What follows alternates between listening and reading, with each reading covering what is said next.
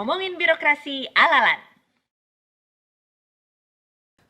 Kita ketemu lagi di ngobrol bareng alumni LAN. Untuk kesempatan kali ini kita sudah kedatangan tamu yang luar biasa istimewa, Bapak Dr. Ilham Nur Hidayat, benar ya Bapak? Beliau adalah peserta terbaik PKN tingkat 2 angkatan pertama tahun 2022. Selamat dulu lah.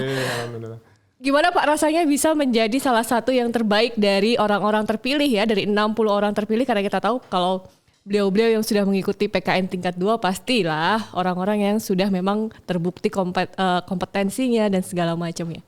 Deg-degan, bahagia, lega, akhirnya selesai dan lulus. Iya. Baik, terima kasih. Mbak Alikan mungkin izin share ya perasaan, kemudian perjalanan menuju sampai pada titik ini gitu ya. Jadi sebenarnya kalau boleh dikatakan terbaik sih saya nggak merasa terbaik, ya pasti teman-teman dari 60 itu luar biasa, wakil dari seluruh kementerian lembaga. Cuma memang pada saat kemudian kami di-challenge ya oleh lembaga, oleh instruktur, oleh coach itu kan untuk kemudian menggulirkan sebuah ide gagasan itu, saya sebenarnya sangat tertantang gitu ya. Sebuah quote atau pesan dari Pak Presiden kita, Pak Jokowi pada saat pelantikan beliau awal dulu itu kan. Dengan tegas beliau berkatakan bahwa tugas birokrasi itu sejatinya itu making delivered. Delivered bukan hanya sekedar send tetapi delivered. Ya. Kemudian sesuai dengan tugas pokoknya masing-masing. Kebetulan ya kami dari BPKP adalah alat pengawas intern yang bertanggung jawab langsung kepada Presiden. Artinya beliau adalah Kepala Perwakilan BPKP Provinsi Nusa Tenggara Barat. Oke, Lombok. Kapan-kapan saya mau juga jalan-jalan ke sana, Pak. Ditunggu. Oke, baik Pak. Boleh dilanjutkan lagi. Baik, tadi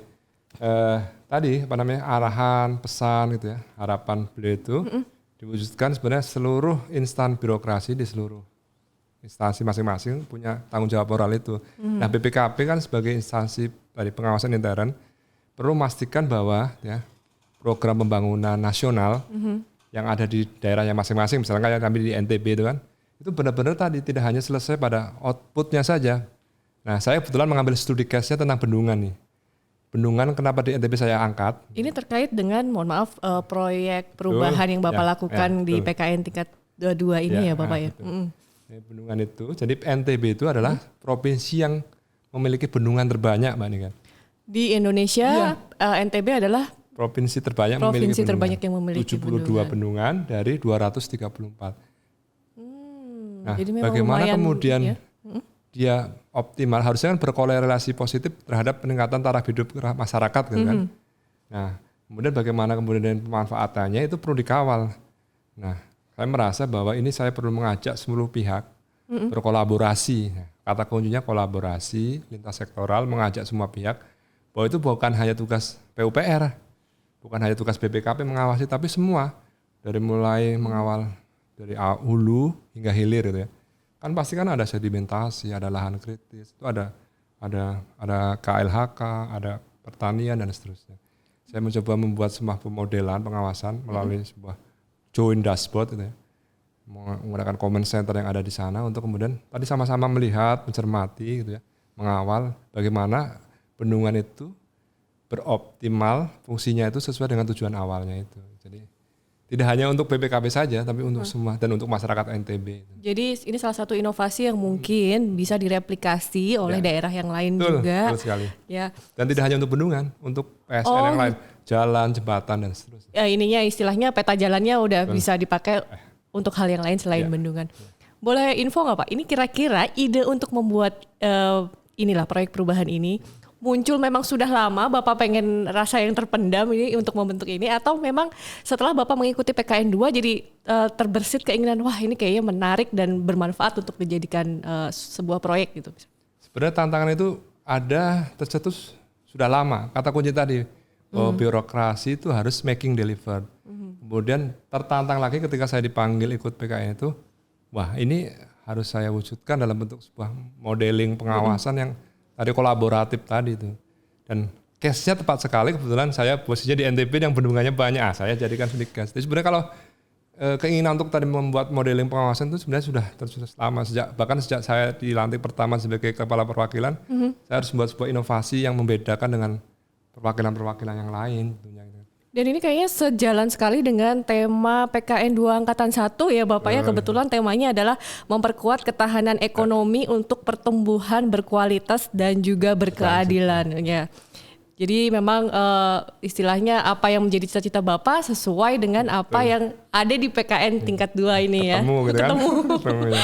Baik, ini kan Bapak kurang lebih berarti dari bulan Februari 2022 ya Pak ya, sudah sekitar 3 bulan. Kemudian ada menggunakan metode blended learning, ada on, ada off juga, menggunakan kadang juga menggunakan distance learning juga dalam pembelajaran.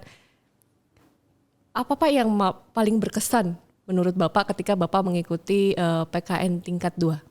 Jadi model ini kan memang sebagai sebuah konsekuensi ya, artinya sebuah new way ya, cara baru pembelajaran itu ya. Tentunya tadi ya menariknya sebenarnya di dua sisi itu hibridnya juga menarik ketika kita fisik gitu ya.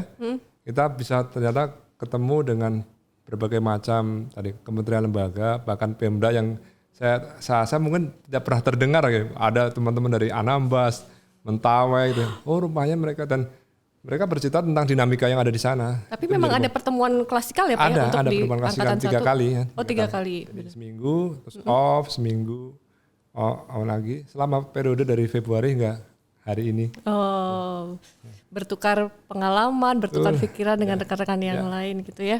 Dan saya merasa teman-teman bahkan mungkin tidak hanya di kementerian, di daerah tuh banyak yang bagus-bagus. Dia punya visi yang lumayan bagus untuk membangun daerahnya lah artinya. Tantangan apa yang menurut Bapak dirasakan paling kayak men-trigger Bapak sekali ketika Bapak mengikuti PKN tingkat 2 ini Pak? Ada nggak sesuatu yang harus saya taklukkan nih ketika saya mengikuti ini? Ya sebenarnya menaklukkan diri sendiri Mbak. Artinya ketika model seperti ini kan kita punya challenge membagi waktu, time management itu kan. Tahu sendirilah kalau kayak saya kan kepala perwakilan yang harus mengelola semua penugasan gitu ya. Seluruh bidang yang boleh dikatakan tensinya sangat tinggi Mbak. Artinya kan BPKP itu benar-benar Presiden punya ekspektasi besar kepada BPKP untuk mengawal itu kan. Jadi setiap ada ratas gitu ya, Pak Kepala BPKP itu selalu diajak. Dan ketika pulang pasti ada oleh-oleh penugasan. Itu kan. Jadi berbagi waktu. Nah, tantangannya tadi bagaimana ini bukan tugas saya, artinya bukan tugas khusus individual, tapi bagaimana kemudian membentuk tim efektif, tim agile itu yang kemudian kita gerakkan, kita arahkan. Alhamdulillah Mbak Niken di tempat saya itu kalau dari sisi demografi pegawainya itu 80% milenial. Dan itu bukan bahan bakarnya itu, tapi kemudian kita harus bisa pendekatannya.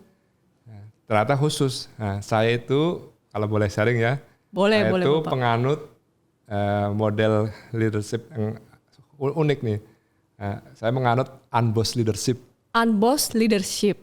Menarik ini. Seperti apa nih Pak? Unbossed leadership menurut Pak Ilham? Jadi unbossed leadership itu sebenarnya tadi mengajak atau menilai semua anggota organisasi, semua dari level manajemen sampai bawah itu adalah inti organisasi, bukan pelengkap. Jadi semua punya luasan untuk memberikan inovasi, ide. Ruangan saya terbuka untuk anak-anak CPNS yang baru, untuk Pak, boleh nggak Pak kita ngadain ini segala macam. Selama mereka kemudian konsekuen, kemudian mereka bisa bertanggung jawab bahwa akan ini. Jadi ide bahkan muncul banyak dari teman-teman itu. Tapi kemudian saya challenge bahwa itu adalah tadi dikerjakan dengan kolektif. Jadi kami mengusung tadi bukan kompetisi tapi kolaborasi. Kalau untuk kemajuan bersama yang penting adalah kolaborasi. Bukan kompetisi tapi kolaborasi yang ditekankan oleh Bapak mencapai tujuan dari organisasi. Kalau boleh saya simpulkan berarti ini seperti kayak tidak ada peran yang tidak penting istilahnya ya. Semuanya bahkan berkontribusi. PCMNS yang baru 1 hari 2 hari, kemarin saya tugaskan ke sini ikut lomba stand up comedy, beliau banget dan juara kemarin. Menarik sekali sampai dari NTB jauh-jauh ke sini untuk ikut lomba stand up comedy. Di BPKP Pusat kan kami ulang tahun hari ini, tinggal 30 Mei ke 39. Mereka merasa, wah saya dipercaya Pak Kapur nih untuk ini. Nah ini Pak, kita ngobrol lagi tentang PKN tingkat 2 ini Pak. Kan banyak kegiatannya ya, ada kelas, ada juga visitasi kalau saya nggak salah ya, visitasi kepemimpinan nasional di beberapa tempat seperti Sekjen PUPR, kemudian ke Pemprov NTB juga kebetulan ya, kemudian ada Pemprov Papua, BPS dan juga Pemprov Kaltim ya. Bapak merasakan nggak ada semacam perubahan yang kelihatan dari sekian banyak kegiatan yang Bapak ikutin selama PKN tingkat 2, baik itu misalnya dari Bapak pribadi ataupun ketika Bapak sebagai dari bagian dari institusi Bapak di BPKP gitu. Jadi saya yang listener yang bisa saya ambil itu ya, ketika kemudian bertemu dengan banyak para pemimpin perubahan di semua instansi itu kan, saya merasa ya Indonesia bukan BPKP aja gitu kan. Ternyata ada BPOM, ada BKN, ada Kominfo, ada Parekraf, ada Pemda yang lain tuh. Tusinya sangat unik, gitu ya, spesifik, dan saya bisa belajar cepat dari mereka. Oh, berarti kita sebenarnya bisa untuk maju bersama, kolaborasi ini. Terbukti nanti misalkan kita pun perlu apa, kita sudah punya tadi kan teman-teman yang kemudian bisa mensupport gitu ya. Tidak hanya kemudian seolah-olah autis kerjanya BPKP aja mengawasi, ternyata tadi kolaborasi itu, tadi pengawasan itu tidak hanya setelah selesai Mbak ini kan. Selama ini kan orang anggap ketika di audit, evaluasi atau kan takut tuh, bukan takut. Dia udah nutup diri dulu. Iya, takut disalah-salahin gitu kan. Iya, benar. Ternyata paradigma baru pengawasan itu adalah tadi ada 2 pendekatan, consulting dan assurance. Consulting itu tadi mengedukasi, BIMTEK. Nah itu dari mulai awal perencanaan sampai pengawasan itu ya sebenarnya pengawasan itu dari hulu hingga hilir. Kadang-kadang kita dengar kata pengawasan aja udah deg-degan dulu. Takut ya, wah nanti ada temuan atau. Iya, waduh harus nyiapin apa dulu nih. Nah itu paradigma lama, karena pengawasan sejatinya adalah tadi mengawal tujuan itu tercapai. Bahkan kita membantu misalkan memanage apa sih risiko program itu, harus ada mitigasinya seperti apa. Bukan nanti di ujung, lu kan salah toh kan, udah saya bilangin. Gitu. Berarti kalau BPKP ini istilahnya bukan cuman nonton audit aja, audit aja ya kan. Kalau istilahnya watchdog dulu. Watchdog dulu doang, tapi dia memang dari depan sudah menyiapkan mitigasi resiko kira-kira mungkin kalau ini kira-kira resikonya ini, kalau ini resikonya seperti ini, harus ada persiapannya yang matang dan sebagainya gitu ya Pak. Dan istilah yang baru, paradigma auditor itu adalah trusted advisor. Trusted advisor. Jadi dia sebagai pemerasaran istilahnya, bukan cuma judgement doang. Ya. Bagus banget ini. Nah, ini kan di istilahnya kepemimpinan, pelatihan kepemimpinan ya Pak ya untuk PKN ini. Menurut Bapak nih, kita kan sekarang lagi namanya era transformasi dari apa yang disebut dengan endemi, kita akan bergerak ke arah pandemi. Kemudian juga kemarin juga birokrasi kita ini katanya dianggap kurang siap menghadapi perubahan dan sebagainya. Kalau Bapak melihat PKN tingkat 2 ini bagaimana dalam mempersiapkan pemimpin-pemimpin perubahan dan sebenarnya sejauh apa sih pelatihan-pelatihan semacam ini tuh berfungsi atau bekerja dengan baik ketika kita menjalankan tusi kita selanjutnya? Ya. Di PKN kita ini itu kan sebenarnya berkolaborasi, bertemunya antara para mentor, para instruktur yang punya bekal pengetahuan, bahkan tidak hanya ngajar saja ya kan, rata-rata juga para praktisi, mantan praktisi yang para pejabat eselon 1, eselon 2 itu ya, yang kemudian dulu punya pengalaman luar biasa lah, tacit knowledge. Kemudian bertemu dengan kami, para peserta yang juga saat ini sedang aktif, artinya ada updating tentang dinamika yang ada.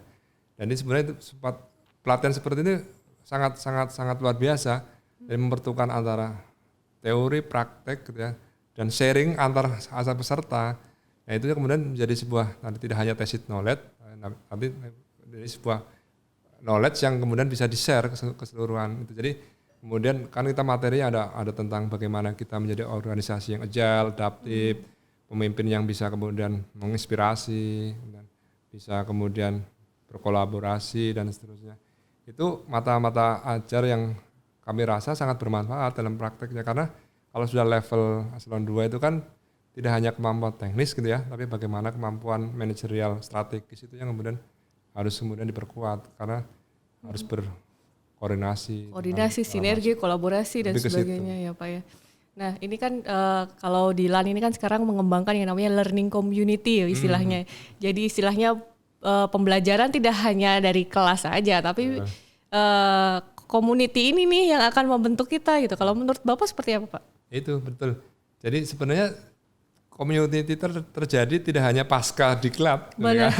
Pada saat diklat itu kan tadi bertemunya banyak orang dari instansi banyak dengan basic.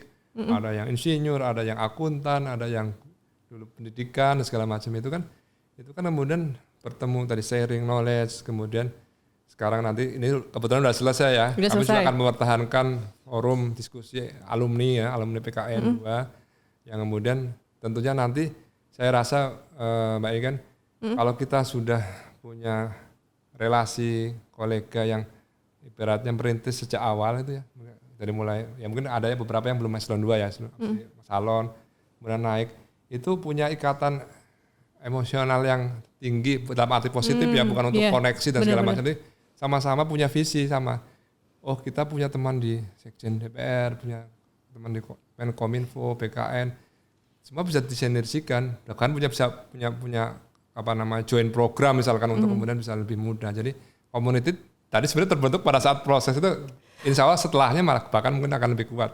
Nanti mungkin ada yang jadi eselon 1, bahkan jadi kepala lembaga dan seterusnya kan nanti bisa terbentuk dan kalau bisa semakin kuat ke depannya nanti ya untuk istilahnya sama-sama lah ya kita bekerja sama buat negara. Tadi saya sempat dengar nih Pak ada untuk PKN 2 angkatan pertama ini membuat sebuah buku betul ya Pak ya? Betul. Boleh diceritakan nggak Pak itu sedikit Pak? Jadi buku ini awalnya memang berawal dari sebuah challenge Pak Kepala waktu pembukaan ya. Tapi kami merespon ini sebagai sebuah tantangan yang memang menarik gitu kan. Karena tadi sekian banyak orang 60 itu kan punya ide kepala di pikirannya itu pasti berbeda-beda. Sampai pada titik sekarang itu kan punya perjalanan pengalaman yang perlu dibukukan. Kalau banyak orang bilang banyak tokoh bilang kan sebenarnya tulisan mengikat ilmu adalah tulisan adalah mengikat keabadian apa istilah gitu. Jadi bagaimana kemudian ide-ide macam-macam tulisannya itu kalau kita lihat nanti Mbak ini kan sempat baca ada yang bercerita tentang pengalaman sampai sekarang bagaimana mengelola tadi generasi milenial, bagaimana kemudian punya konsepsi tentang gagasan sebenarnya kepemimpinan yang bagus itu seperti apa aspeknya dan seterusnya. Sementara ini memang itu baru awal ya, artinya baru sebuah buku inilah simulasi yang nanti sebenarnya akan disempurnakan Mbak. Nanti akan ada. Baik. Ini ada belum semua sempat menulis gitu ya. Tapi kemarin sudah kita sampaikan sebagai sebuah bentuk jawaban atas challenge Pak Kepala kemarin. Judulnya bukunya menarik. Judulnya apa Pak? Boleh di Memilin Gagasan Pemimpin Perubahan. Memilin Gagasan Pimpinan Perubahan. Pemimpin Perubahan. Oke. Jadi bagaimana memimpin itu kayak merajut. Jadi percaya itu jadi sebuah gagasan kemudian dijadikan satu sebagai kekuatan besar untuk mungkin dari berbagai serpihan-serpihan yang terkumpul di masing-masing orang ini kita jalin dengan cantik, jalin dengan baik untuk kemudian menjadi gagasan yang utuh tentang sebuah pimpinan perubahan. Kebetulan saya juga hadir waktu pembukaan kemarin PKN tingkat 2 angkatan pertama. Saya juga dengar bagaimana Pak Kepala Lembaga Administrasi Negara ya Pak Adi Suryanto bahwa beberapa angkatan sebelumnya menjanjikan akan membuat buku, tapi ternyata angkatan ini yang sudah berhasil istilahnya menjawab tantangan dari Kepala Lembaga Administrasi Negara luar biasa. Nah, kita ngobrol lagi tentang kembali ke proyek perubahan nih Pak, bahwa Bapak tadi kan bilang masalah kolaborasi dan sebagainya. Untuk nextnya selanjutnya pasti kan Bapak menemui tantangan-tantangan. Ini udah selesai nih Pak, istilahnya PKN, pelatihan sudah selesai. Apakah kemudian akan sampai di sini aja ini, maksudnya proyek perubahannya, atau Bapak memang punya rencana bahwa ini adalah sesuatu yang ideal untuk akan saya istilahnya lakukan ke depannya gitu. Jadi bicara proyek perubahan kami gitu ya, saya tidak menyebut proyek perubahan saya. Kami. Jadi kerjakan bareng-bareng juga. Iya, kerjakan bareng-bareng. saya belum sebutkan judulnya waktu itu. Boleh, oh iya, boleh Pak disebutkan judulnya. Brandingnya itu Kuta Mandalika. Kuta Mandalika. Kuta Mandalika ada kepanjangannya. Akuntabilitas, pemanfaatan bendungan milik kita. Itu mengandung sebuah spirit gitu ya, bahwa itu memang bukan miliknya PUPR, bukan BPKP. Kemudian subtitlenya adalah pemodelan, pengawasan, kolaboratif, lintas sektoral, akuntabilitas, pemanfaatan bendungan di NTB. Jadi kami mengajak, mempersuasi. Kalau bicara tantangan itu yang kami temui, tadi sempat saya sampaikan di awal, kami awalnya dimulai dengan sebuah evaluasi, Mbak, untuk melihat sebenarnya isu strategisnya apa gitu kan. Ada apa sih di situ tentang optimalisasi bendungan. Nah, disitulah terjadi awalnya resistensi. Nah, ini biasanya kan kita paling susah kalau udah ketemu dengan kolaborasi dengan sektor yang lain. Ini kemudian ada nggak sih penolakan dari yang lain itu? Karena tadi memang saya sengaja membuat semacam peta permasalahan itu dengan sebuah pendekatan evaluasi. Itu untuk melihat sebenarnya semacam diagnostic assessment. Ini ada permasalahan apa sih di sana tuh? Kan yang namanya tadi optimalisasi bendungan kan tugas bersama nih. Nah, nanti kami petakan dan kami mempersuasi, mengedukasi. Ini kami itu bukan untuk menyalah-nyalahkan, tapi untuk melihat area of improvement. Jadi siapa harus berbuat apa ke depan untuk perbaikan. Sehingga kita bisa melihat nanti, oh berarti kekurangan instansi A itu di mana, harusnya melakukan apa, instansi B seperti apa, termasuk kami juga BPKP. Nah setelah itu kemudian kami dapatkan kembangan sebuah sistem tadi Kuta Mandalika itu adalah sebuah joint shared dashboard. Kami tidak membuat sistem atau aplikasi yang benar-benar baru, tapi memanfaatkan database yang sudah dibangun oleh Balai Wilayah Sungai Nusa Tenggara I, Mbak. Dia itu punya common center, ya.